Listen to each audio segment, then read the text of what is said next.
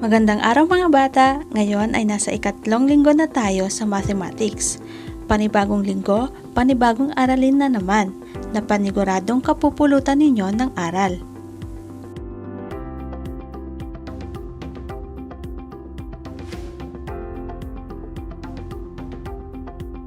Narito ang mga layunin para sa ating aralin.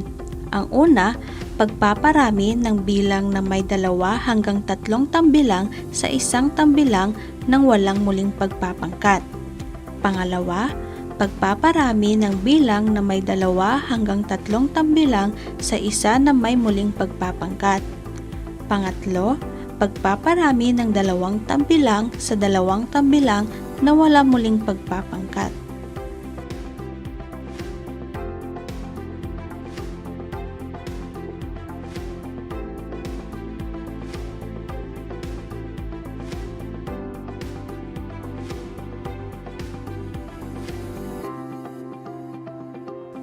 Pang-apat, pagpaparami ng 2 tambilang sa 2 tambilang nang may muling pagpapangkat. Pang-5, pagpaparami ng 2 hanggang 3 tambilang gamit ang multiples ng 10. Pang-6, pagpaparami ng 2 hanggang 3 tambilang gamit ang multiples ng 100. At ang pang-7, pagpaparami ng bilang na may 1 hanggang 2 tambilang sa pamamagitan ng 1,000.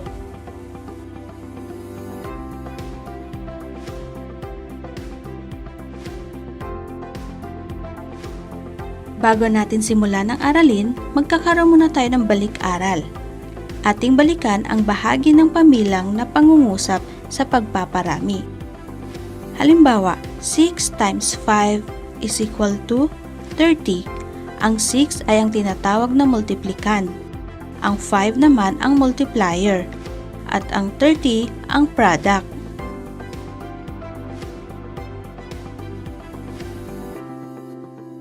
Ang 6 at 5 ay tinatawag din na factors at ang 30 ay ang product.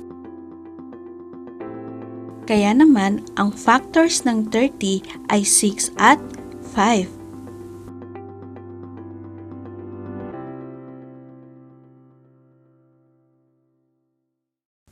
Upang simulan ng ating aralin, meron akong isang suliranin. Namigay si Mika ng mga laruan sa 18 na bata.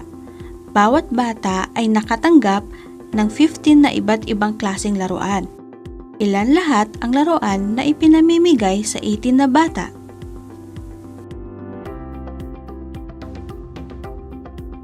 May mga katanungan na kailangang sagutin. Halina at sagutin natin ito isa-isa.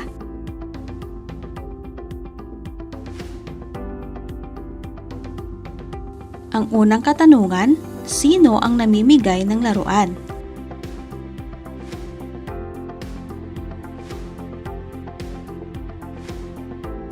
Ang tamang sagot ay si Mika. Si Mika ang namigay ng laruan. Ikalawang katanungan, ilang bata ang bibigyan ng mga laruan?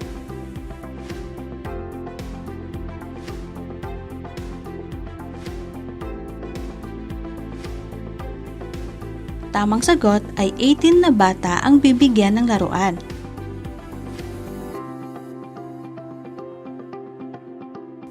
Ikatlong katanungan, ilang laruan ang matatanggap ng bawat isa?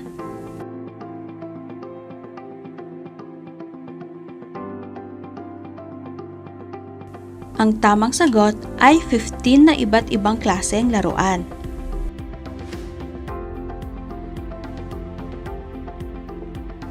Ikaapat na katanungan, anong uri ng tao ni Mika? Mabuti ba ang kanyang ginawa? Bakit?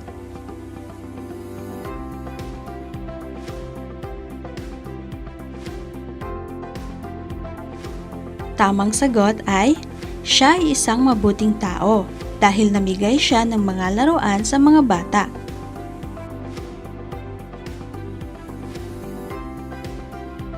Limang katanungan, ano ang tinatanong sa ating suliranin?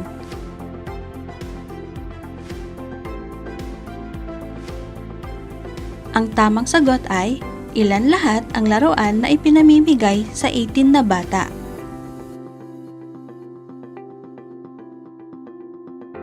Ika-6 na katanungan, ano-ano ang mahalagang impormasyon sa suliranin?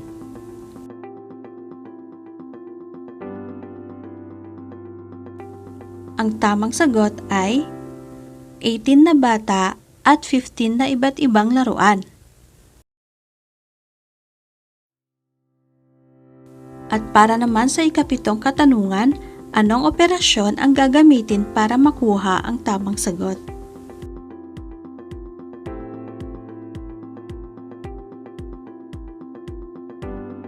Ang tamang sagot ay pagpaparami o multiplication.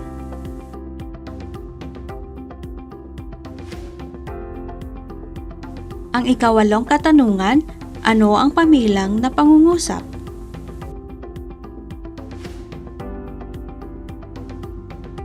Ang tamang sagot ay 18 times 15 is equal to n.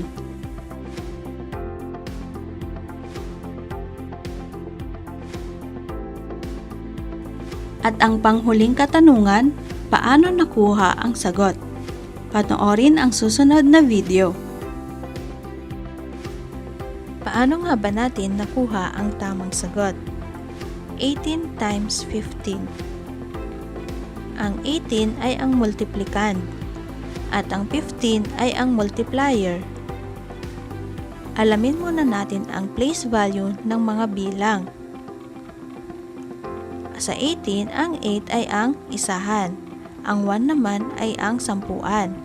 Sa 15, ang 5 ang isahan at 1 naman ay ang sampuan. Atin na itong sagutan.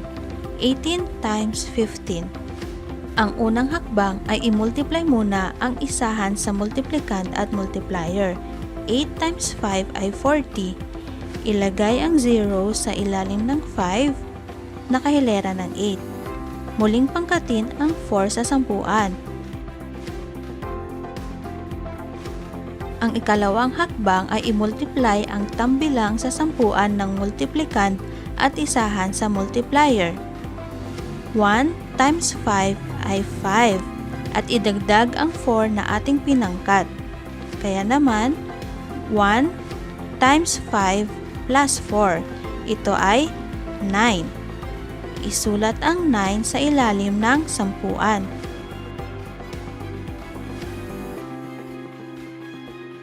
Ang ikatlong hakbang naman ay i-multiply ang isahan sa multiplicand at sampuan ng multiplier.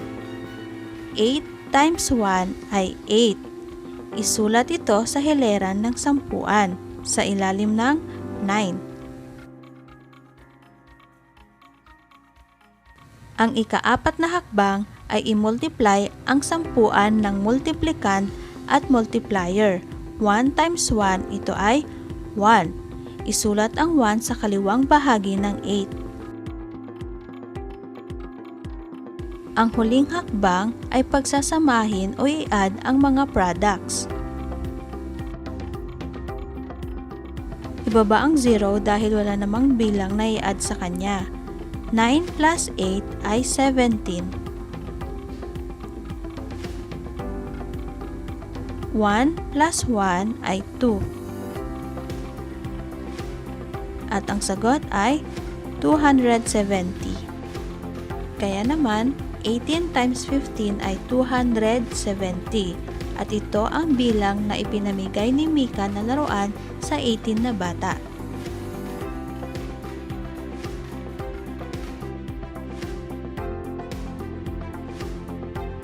Dumako naman tayo sa pagpaparami ng bilang na may 2 hanggang 3 digit gamit ang multiples ng 10, 100 at 1,000. Para sa multiples of 10, i-multiply ang parehong bilang at dagdagan ng isang 0 kung ito ay multiples ng 10. Panoorin ang susunod na video para sa halimbawa. Halimbawa ng multiples of 10. 43 times 10. I-multiply ang 1 sa 43. 43 times 1, ito ay 43. at dagdagan lamang ito ng isang 0 sa hulihan. Isang 0 lamang ang idagdag dahil ang 10 ay mayroong isang 0. Pangalawang halimbawa, 64 times 10. I-multiply ang 1 sa 64. 64 times 1, ito ay 64. At dagdagan lamang ito ng isang 0. Pangatlong halimbawa, 85 times 10. 85 times 1, ito ay 85. At idagdag ang isang 0.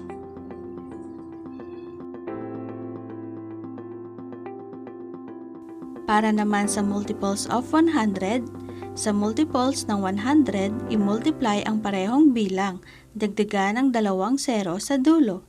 Panoorin ang susunod na video para sa mga halimbawa.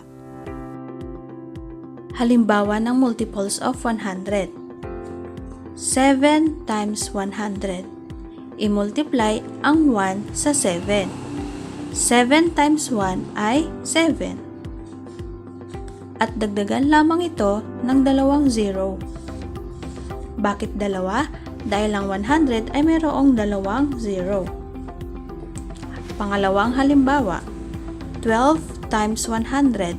I-multiply lamang ang 1 sa 12. 12 times 1 ay 12. At dagdagan lamang ito ng 2 0. Pangatlong halimbawa, 39 times 100.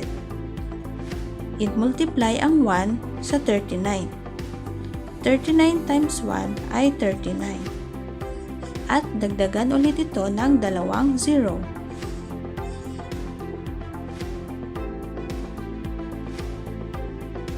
At para naman sa multiples of 1,000, sa multiples ng 1,000, i-multiply ang parehong bilang, dagdagan ng 3 0 sa dulo. Panoorin ang susunod na video para sa mga halimbawa.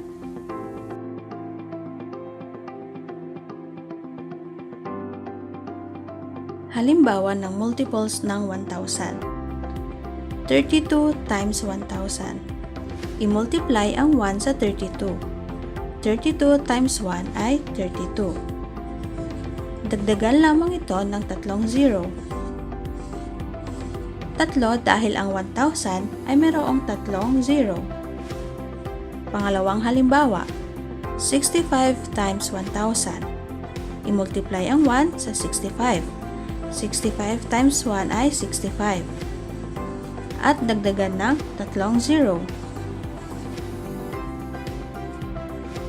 At ang pangatlong halimbawa, 7 times 1,000.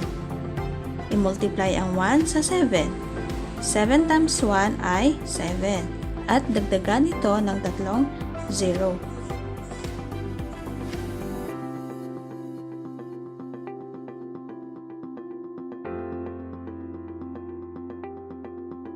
At dito na nagtatapos ang ating aralin para sa ikatlong linggo ng mathematics.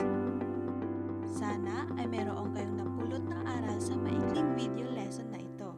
Hanggang sa muli, paalam!